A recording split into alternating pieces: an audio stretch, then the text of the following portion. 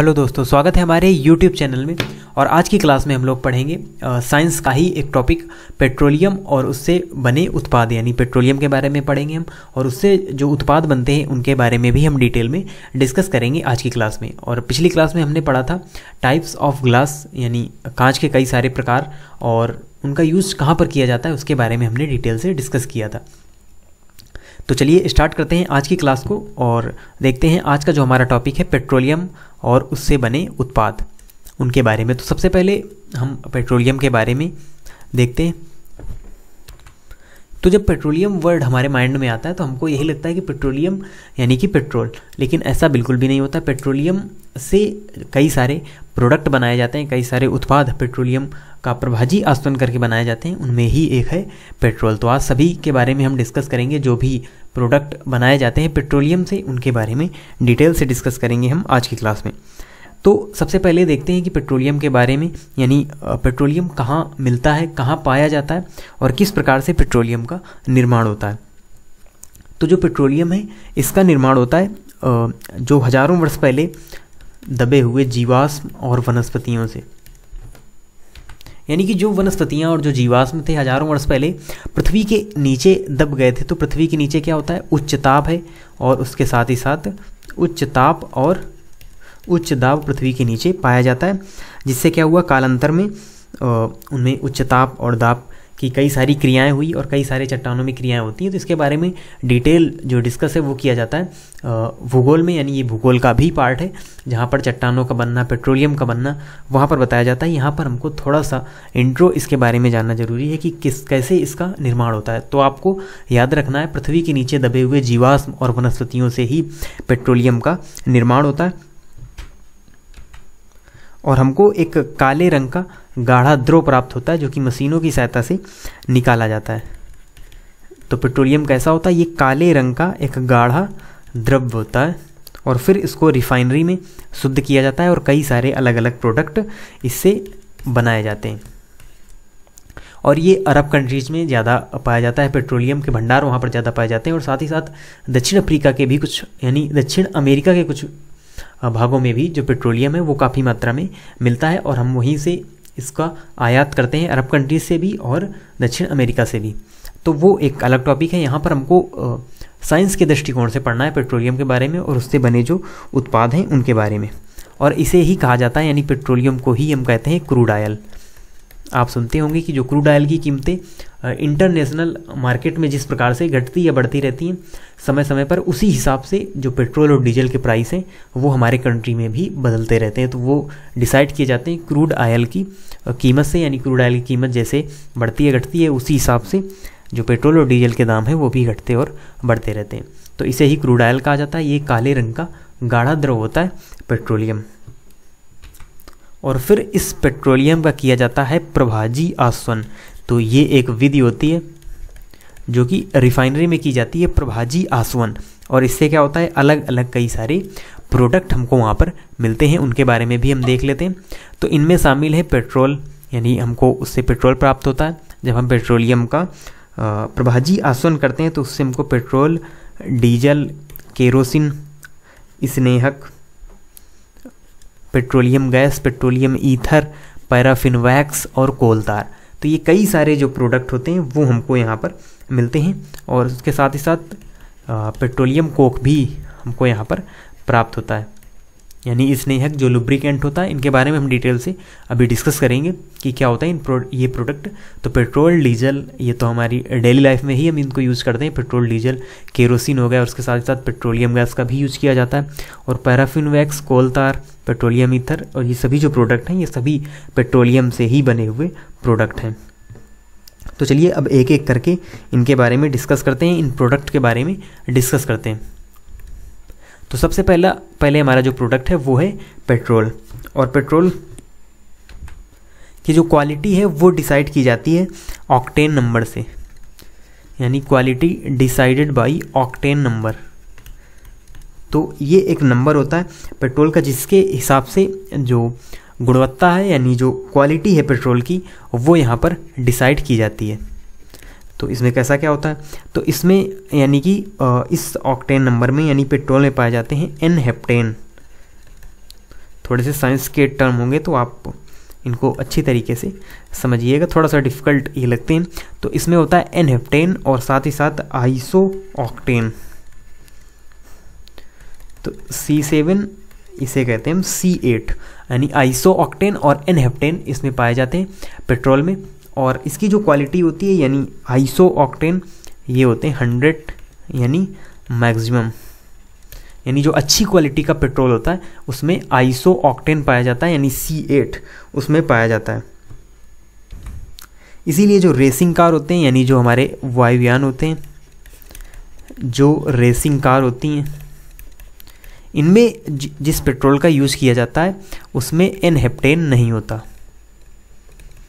यानी उसमें N heptane का यूज नहीं किया जाता, उनमें यूज किया जाता है C8 का यानी आइसो ऑक्टेन का। क्योंकि जो C7 होता है ये मिनिमम वैल्यू होती है, यानी पेट्रोल में जितना ज़्यादा एन हेप्टेन होगा यानी पेट्रोल की क्वालिटी उतनी ही कम होगी, यानी उतनी ही ख़राब होगी। और पेट्रोल में जितना ज़्यादा आइसो ऑक्टेन होगा पेट्रोल की क्वालिटी उतनी ही अच्छी होगी। तो यानी जो वायुयान या रेसिंग कार में जिस पेट्रोल का यूज किया जाता है उसमें आइसो ऑक्टेन की मात्रा ज़्यादा होती है, C8 की मात्रा ज़्यादा होती है, इसीलिए वो जो पेट्रोल होता है उसमें काफ़ी स्ट्रेंथ भी होती है। तो इस प्रकार से आपको याद रखना है जो पेट्रोल की क्वालिटी है वो डिसाइड की जाती है ऑक्टेन नंबर से। अब यहीं पर एक और क्वेश्चन आता है कि अगर पेट्रोल से आग लगती है तो उसको पानी से क्यों नहीं बुझाया जाता। तो जो पेट्रोल से आग लगती है उसको पानी से इसलिए नहीं बुझाया जा सकता क्योंकि पेट्रोल और जो जल होते हैं वो एक दूसरे में घुलनशील नहीं होते, यानी पेट्रोल व जल घुलनशील नहीं होते। इसीलिए अगर पेट्रोल से कोई आग लगती है तो उसको हम जल से नहीं बुझा सकते, इसके लिए एक झाग प्रकार के अग्निशामक का यूज किया जाता है। तो इसीलिए आपको ध्यान रखना है कभी भी पेट्रोल से आग लगे तो उसमें जल का यूज़ नहीं करना, पानी का यूज उसमें नहीं करना है, क्योंकि जो जल होता है वो पेट्रोल में घुलनशील नहीं होता। इसीलिए जो पेट्रोल से लगने वाली आग है वो जल के द्वारा बुझाई नहीं जा सकती। तो ये भी एक फैक्ट है जो आपको याद रखना है। बढ़ते हैं अगले प्रोडक्ट की ओर, और अगला प्रोडक्ट है हमारा डीजल। डीजल जिसका यूज किया जाता है भारी वाहनों में हम इसका यूज करते हैं। पेट्रोल का अपनी डेली लाइफ में भी हम इसका यूज करते हैं, सिंचाई के लिए हो या जुताई के लिए हो, बहुत सारे जो कृषि कार्य होते हैं उनमें जो वाहन यूज होते हैं, भारी वाहन जो यूज होते हैं उनमें डीजल का यूज किया जाता है, ये सभी आप जानते भी हैं। तो इसी प्रकार से जिस प्रकार से पेट्रोल की क्वालिटी डिसाइड की जाती है ऑक्टेन नंबर से, उसी प्रकार से जो डीजल है उसकी क्वालिटी डिसाइड की जाती है सेटान नंबर से। तो सेटान नंबर से डिक्लेयर की जाती है, डिसाइड की जाती है डीजल की क्वालिटी। अब इसमें क्या होता है, इसमें भी दो टर्म होते हैं जिस प्रकार से हमने वहाँ पर देखा था, एन हेप्टेन और आइसो ऑक्टेन। तो उसी प्रकार से यहाँ पर भी दो टर्म हमको देखने को मिलेंगे, जिसमें पहला है अल्फा मिथाइल एथिलीन, तो एक ये टर्म है, और दूसरा है यहाँ पर हेक्साडीकैन। तो जिस प्रकार से वहाँ पर आइसो ऑक्टेन यानी मैक्सिमम था, आइसो ऑक्टेन जितना ज़्यादा होगा पेट्रोल की क्वालिटी उतनी अच्छी होगी, उसी प्रकार से डीजल में जितना ज़्यादा हेक्साडीकैन होगा यानी C16, इसका अगर हम फॉर्मूले के तौर पर प्रदर्शित करें तो C16 यहाँ पर होता है। तो हेक्साडीकैन जितना ज़्यादा होगा डीजल में उसकी क्वालिटी उतनी ही अच्छी होगी, यानी ये मैक्सिमम है। इसीलिए अच्छी क्वालिटी का जो डीजल होता है उसमें हेक्साडीकैन की मात्रा अधिक होती है। और फिर बात आती है डीजल के दहन से, यानी जब हम डीजल का दहन करते हैं तो उससे कौन कौन सी जो गैस है वो निकलती है। तो डीजल के दहन से SO2 यानी सल्फर डाइऑक्साइड और नाइट्रोजन के कुछ ऑक्साइड हमको प्राप्त होते हैं इसके दहन से, यानी ये एक पॉल्यूटेंट भी हैं। इसीलिए डीजल का उपयोग कम करके अब पेट्रोलियम गैस का यूज़ बढ़ाया जा रहा है, जिससे कि पॉल्यूशन को रोका जा सके, प्रदूषण कम किया जा सके। तो ये हमने पढ़ा डीजल के बारे में। डीजल का उपयोग भारी वाहनों में किया जाता है, इसकी क्वालिटी C10 नंबर से प्रदर्शित की जाती है यानी डिसाइड की जाती है। और इसमें भी दो टर्म होते हैं, एक होता है अल्फा मिथाइल एथिलीन और दूसरा है हेक्साडीकैन। तो जितना ज़्यादा हेक्साडीकैन होगा डीजल में उसकी क्वालिटी उतनी ही अच्छी होगी। और डीजल के दहन से SO2 और नाइट्रोजन के ऑक्साइड हमको प्राप्त होते हैं। तो ये था डीजल। उसके बाद हम आगे बढ़ते हैं और देखते हैं केरोसिन तेल के बारे में।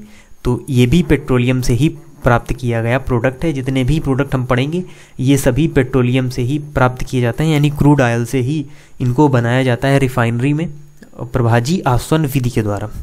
तो जो केरोसिन ऑयल है इसमें भी अलग अलग क्वालिटी होती हैं, जिसमें एक आता है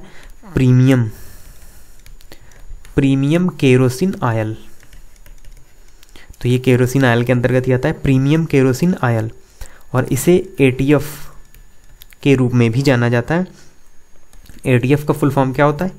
एविएशन टरबाइन फ्यूल।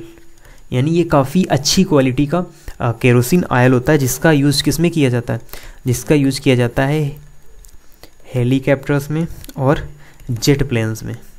देखिए जेट प्लेन से हेलीकॉप्टर्स हैं, इनमें अच्छी क्वालिटी का और फ्यूल चाहिए होता है, तो इसीलिए प्रीमियम केरोसिन ऑयल का यूज़ किया जाता है हेलीकॉप्टर्स में और जेट प्लेन्स में, जिसे ATF के नाम से भी जाना जाता है, यानी एविएशन टर्बाइन फ्यूल। तो ये होता है केरोसिन तेल जिसका यूज़ इनमें किया जाता है। और उसके बाद फिर अगला प्रोडक्ट आता है पेट्रोलियम ईथर। और पेट्रोलियम ईथर का उपयोग किया जाता है शुष्क धुलाई में, यानी ड्राई वॉश में इसका यूज किया जाता है। जैसे कुछ क्लॉथ्स होते हैं हमारे ब्लेजर वगैरह, जिनमें ड्राई वॉश की ज़रूरत पड़ती है, यानी शुष्क धुलाई की ज़रूरत पड़ती है, तो उसमें यूज किया जाता है किसका?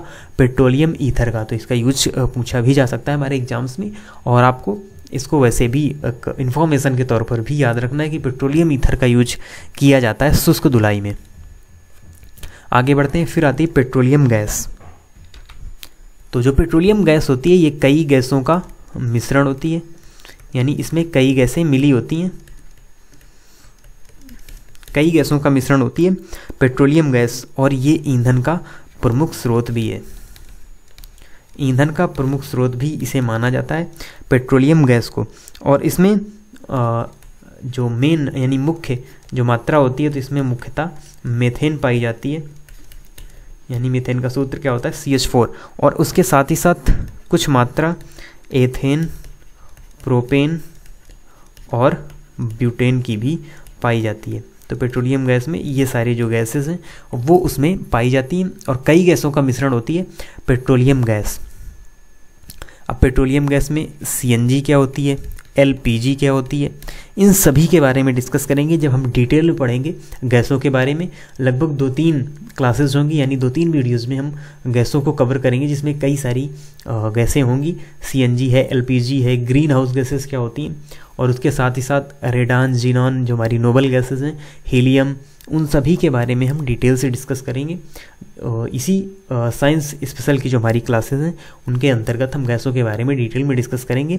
तब हम वहाँ पर आपको बताएंगे कि CNG में कौन कौन सी गैसें होती हैं, LPG में कौन कौन सी गैसें होती हैं, और जो अन्य गैसें होती हैं उनमें किन गैसों का यूज़ किया जाता है। तो डिटेल में हम इसके बारे में एक बार फिर से पढ़ेंगे पेट्रोलियम गैस के बारे में। अभी आपको हमने ब्रीफ में यहाँ पर समझाया कि पेट्रोलियम गैस क्या होती है।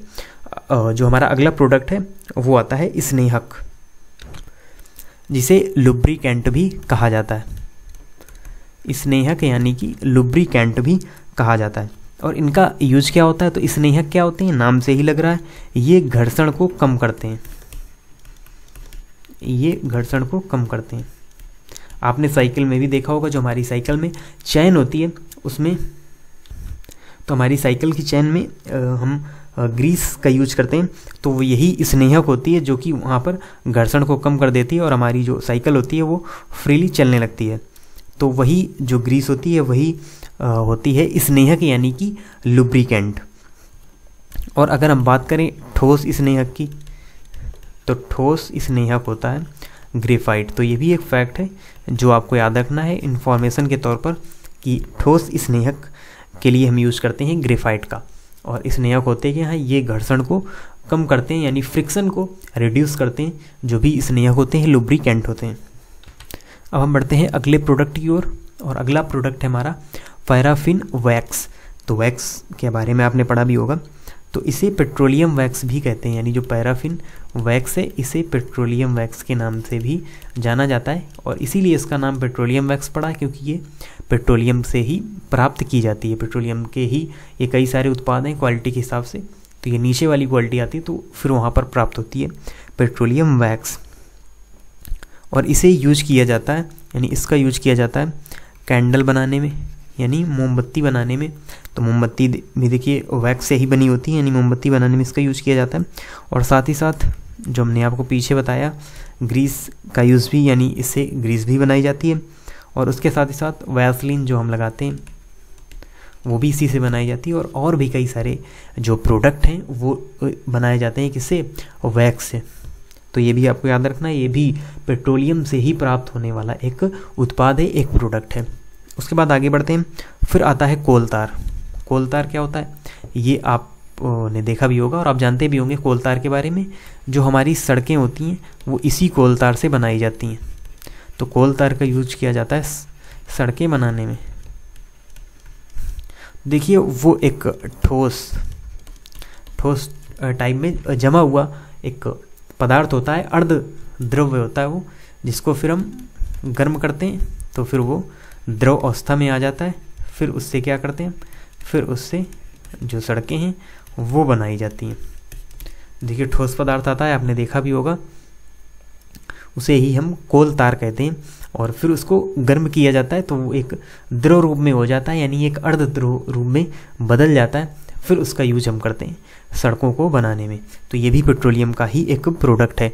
और सबसे लास्ट में पेट्रोलियम का जो प्रोडक्ट निकलता है वो पेट्रोलियम कोक होता है। तो ये कोयले का एक प्रकार होता है, यानी सबसे लास्ट में जो पदार्थ बचता है पेट्रोलियम कोक ही वहाँ पर बचता है। तो ये पेट्रोलियम कोयले का एक प्रकार है जिसका यूज़ हम कर लेते हैं अलग अलग स्थानों में। तो ये सबसे लास्ट में प्रोडक्ट प्राप्त होता है हमको पेट्रोलियम कोक। तो ये सारे जितने सारे हमने प्रोडक्ट्स के बारे में पढ़ा ये सभी पेट्रोलियम से ही प्राप्त होने वाले उत्पाद हैं, पेट्रोलियम से ही प्राप्त होने वाले प्रोडक्ट हैं। और उसके साथ ही साथ हमने देखा पेट्रोल और डीजल के बारे में डिटेल में, और इनकी जो क्वालिटी होती है वो किस प्रकार से डिसाइड की जाती है, किस प्रकार से इनकी गुणवत्ता निर्धारित की जाती है, वो टर्म्स भी हमने देखे कि इसके द्वारा इनकी क्वालिटी को डिसाइड किया जाता है। तो आप इसी तरीके से चैनल से जुड़े रहिए।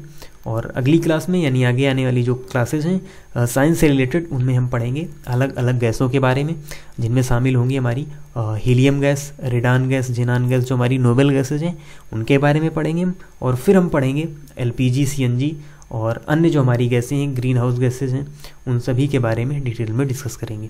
तो मिलते हैं आपसे नेक्स्ट वीडियो में, तब तक के लिए धन्यवाद।